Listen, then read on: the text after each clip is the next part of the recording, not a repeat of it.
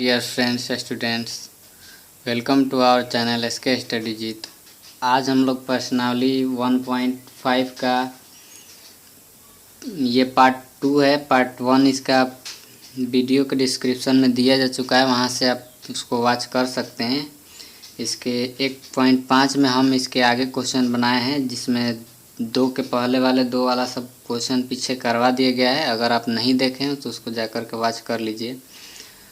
ये question number 3 है कि आपको याद होगा कि पाई को एक वृत्त की परिधि मान लीजिए C और उसके व्यास मान लीजिए D के अनुपात से परिभाषित किया जाता है, अर्थात पाई बराबर पाई बाई C/D है। यह इस तथ्य का अंतर्विरोध करता हुआ प्रतीत होता है कि पाई अपरिमेय है। इस अंतर्विरोध का आप निराकरण किस प्रकार करेंगे?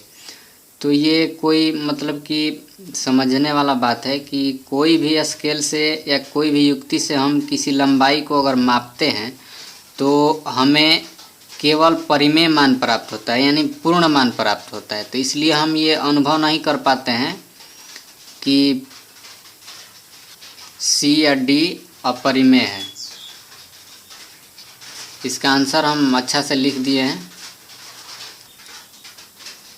नेक्स्ट क्वेश्चन नंबर 4 है, संख्या रेखा पर √9.3 को निरूपित कीजिए। तो पहले हम क्या करेंगे कि पहले AB एक रेखाखंड ले लेंगे 9.3 एकक का, और फिर इसे बाद में B को बढ़ा करके एक एकक ले लेंगे बिंदु C तक। ये 1 एकक हो गया। इस प्रकार से A और C एक रेखाखंड हमें प्राप्त होगा, जिसको A और C के मध्य बिंदु O मानेंगे, और O को और O से O और C को केंद्र मानकर वृत्त का एक अर्धवृत्त बनाएंगे, और अर्धवृत्त बना करके हम AC पर एक ऐसा लंब डालेंगे जो B से होकर गुजरती हो। यहाँ से एक रेखा खींचेंगे लंब जो B से होकर गुजरती हो, ये B, तो ये D हो जाएगा। तो ये जो B और D होगा ये √9.3 होगा। यही हम लोग का आंसर आएगा। इसी को दर्शाना था, और जो जो किए हैं हम लिख लेंगे यहाँ पर, रचना के चरण में हम लिख लेंगे यहाँ पर। तो यहाँ पर हमने लिख लिया है।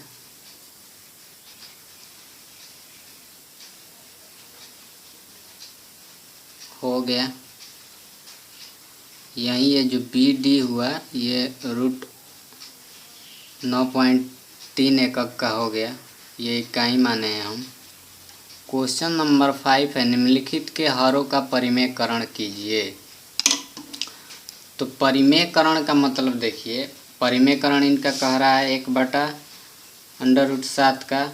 तो हम 1/√7 में दोनों तरफ √7 से और √7 से नोमिनेटर और डिनोमिनेटर दोनों में गुना हम करते हैं। तो एक में √7 से जब गुना होगा तो √7 होगा, क्योंकि जब जानते हैं कि एक में हमें x से गुना होता है तो x हो जाता है। एक में अगर 5 से गुना होता है तो 5 हो जाता है। तो एक में √7 से गुना होगा तो √7 हो जाएगा। और फिर यहाँ पर देखिए कि √7 और √7 में जब गुना होगा तो 7 निकल जाएगा, क्योंकि √7 और √7 में जब गुना होगा तो 7 में गुना होगा। तो यहाँ पर देख लीजिए 100 7 49 का वर्गमूल 7 होता है। तो हम यहाँ पर डायरेक्टली लिख दिए हैं। क्वेश्चन नंबर 2 है, 1/√7 - √6 तो बराबर 1/√7 - √6 ऐसे ही लिख लेंगे गुना करके। ये माइनस में है तो इसके उल्टा हम गुणा करेंगे, प्लस में गुणा करेंगे। √7 + √6, फिर नीचे भी √7 + √6। दोनों में इसका परिमेयकरण का मतलब होता है ये √7 - √6 से, ये माइनस में है तो इसका उल्टा प्लस में हम गुना कर देते हैं। अंश और हर दोनों में, नोमिनेटर और डिनोमिनेटर दोनों में। तो एक जा कर के इतना में गुना करेगा, जैसे एक जा कर के 10 में गुना करता है तो 10 होता है, एक जा कर के x में गुना करता है तो x होता है। उसी तरह से एक जा कर के गुना करेगा √7 प्लस √6 में, तो इस √7 प्लस √6 आएगा, बटा बराबर यहाँ पर हो जाएगा।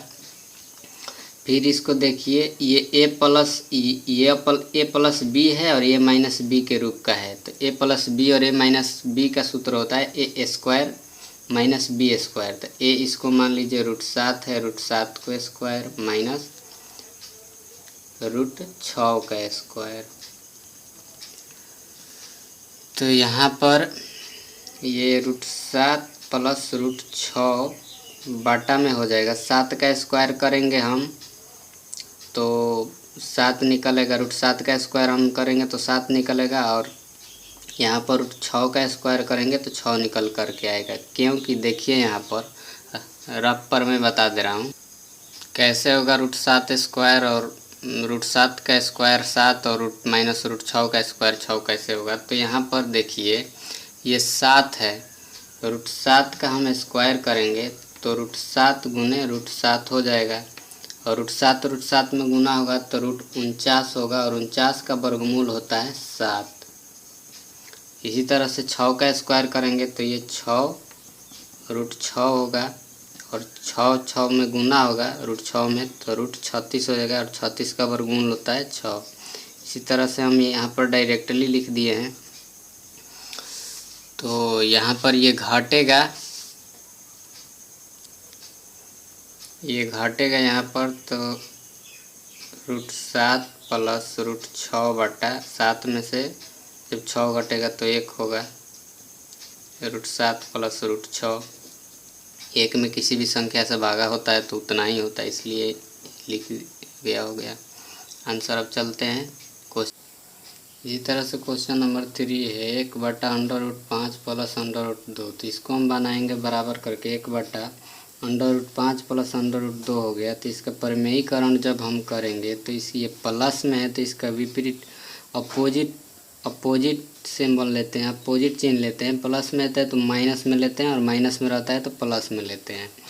तो ये माइनस में ले लिए √5 माइनस √2, और ये भी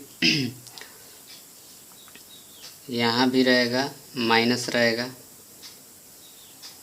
तो 1 में इतना में गुना हो गया, √5 माइनस √2 हुआ, और इसको a प्लस b और a माइनस b पर रख लेंगे तो √5 का स्क्वायर माइनस √2 का स्क्वायर बराबर √5 बाई माइनस √2 बटा में 5 का स्क्वायर 5 होगा, और माइनस ये 2 का √2 का वर्ग 2 होगा।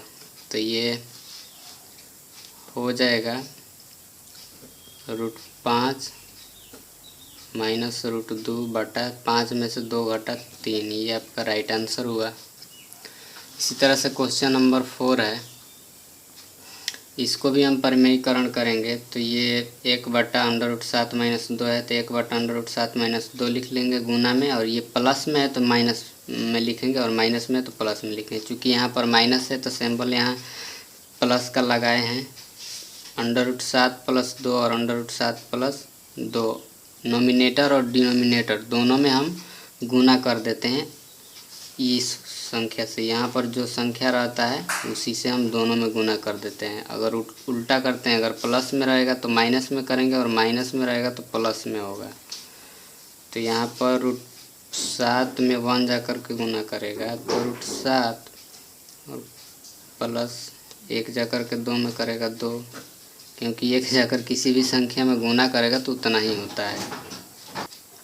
इसको भी हम √7 का स्क्वायर माइनस 2 का स्क्वायर लिख लेंगे। तो √7 प्लस 2, ये 7 का स्क्वायर हो गया 7 माइनस 2 का स्क्वायर हो गया 4। चूँकि इस पर रूट नहीं है यहाँ पर, इसलिए इसमें रूट नहीं दिया गया है। तो √7 प्लस 2 बटा में 7 में से जब 4 घटेगा तो 3 बचेगा। ये राइट आंसर हुआ। Thanks for watching the video.